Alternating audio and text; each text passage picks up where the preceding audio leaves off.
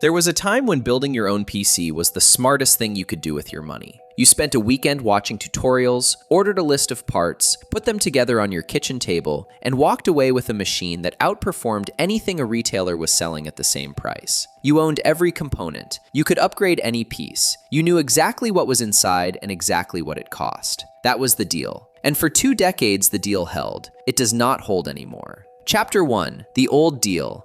The core logic was simple. Retailers and system builders make a profit on every machine they sell. Buy the components yourself, assemble the machine, and you cut out that margin and keep the savings. For most of the 2000s, that logic worked beautifully. A $500 build genuinely competed with a $700 or $800 pre-built. The GPU was affordable, RAM was cheap, SSDs were getting cheaper. The value at every tier was real, and the machine you built was yours in a way that actually mattered. If the GPU started showing age, you swapped it. If you needed more RAM, you added a stick. A $500 build in 2016 could become a genuinely capable machine in 2019, with a GPU upgrade and $100 of RAM. Accessible entry, real value, genuine ownership, long lifespan. Every one of those things has been systematically eroded, not by accident, by the shift in where the real money in hardware now lives.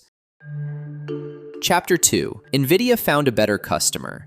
Here is the number that changes everything. A high-end consumer GPU, an RTX 5090, sells at retail for somewhere between $1,600 and $2,000 at roughly 50 to 60% margin, meaningful for Nvidia. An AI data center chip, an H100 or Blackwell B200, sells to Microsoft, Meta, Google, and OpenAI for $30,000 to $40,000 per unit at margins above 80%. Both products are built from the same finite resource, silicon wafer space at TSMC. Every square millimeter used to manufacture a consumer GeForce GPU is a square millimeter that cannot manufacture an AI chip worth $30,000. From a pure financial perspective, Nvidia is not in the gaming GPU business anymore. They are in the AI infrastructure business. The consumer GPU is a side product, still sold, still important, but no longer the center of Nvidia's universe. Consumer GPU supply does not need to be abundant to be profitable. It only needs to be available enough to maintain the product line. When supply is constrained relative to demand, prices rise. When prices rise, the value equation of building your own PC falls apart. Nvidia did not announce a plan to raise GPU prices. They only needed to prioritize the customer worth 30 times more per unit. The consumer market absorbed the consequences. Chapter 3: The Silent Memory Heist. The GPU is not the only part that got more expensive. AI data centers need enormous quantities of high-bandwidth memory and high-density storage. The same companies manufacturing RAM and storage for your desktop build, Samsung, SK Hynix, Micron, are the same companies supplying AI infrastructure at a scale unimaginable 5 years ago. As AI demand grows, the allocation of production capacity shifts. Consumer memory supply tightens. Prices for desktop RAM and NVMe SSDs inflate. The component list for a DIY build gets more expensive across the board. And here is the part that makes this especially frustrating for DIY builders specifically. System builders like Dell, HP, and Lenovo buy components in massive bulk at negotiated prices individual consumers cannot access. When component costs rise, large manufacturers absorb them more effectively than one person buying parts for one machine. The result would have seemed absurd a decade ago. In certain configurations, buying a pre-built can now be cheaper than buying the parts to build the same machine yourself. The single most compelling argument for PC building, that it saves you money, is being quietly neutralized by the same AI infrastructure spending reshaping the GPU market. Chapter 4: The Death of the Budget Build. There was a golden era, mid-2010s through around 2020, defined by specific products that made budget building genuinely exciting. The GTX 1060, the RX 580, the Ryzen 5 1600.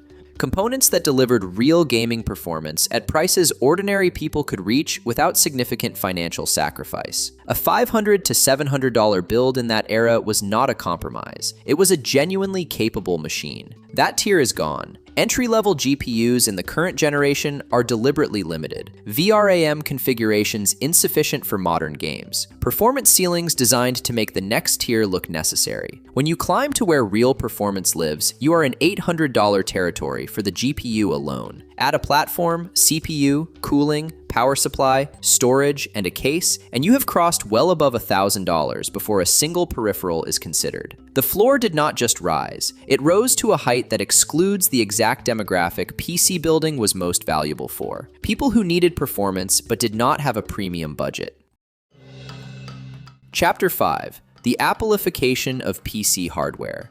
Here is where the story stops being about price and becomes about something more permanent. The traditional PC build was possible because components were separate. CPU, GPU, RAM, storage, motherboard. Each piece discrete, swappable, upgradable. That modularity was not just convenient. It was the philosophical foundation of PC building. That foundation is cracking. The architecture that made Apple's M-series chips efficient, fusing CPU, GPU, and memory into one unified package, is no longer Apple only. Nvidia's RTX Spark, Qualcomm's Snapdragon X Elite, AMD's direction with integrated AI accelerators, the entire industry is moving toward unified integrated silicon. When CPU, GPU, and memory are on one package, there is no slot for an upgrade stick, no socket for a new GPU, no modular component to replace when one part fails. You buy the capability at purchase and live with it for the life of the machine. The PC is slowly becoming an appliance. Enthusiast desktop platforms are not disappearing tomorrow, but the premium and mainstream market is trending toward integration and sealed design. Once the architecture removes the slot, the socket, and the upgrade path, PC building does not become harder. It becomes impossible. Chapter 6. Is PC building actually dead?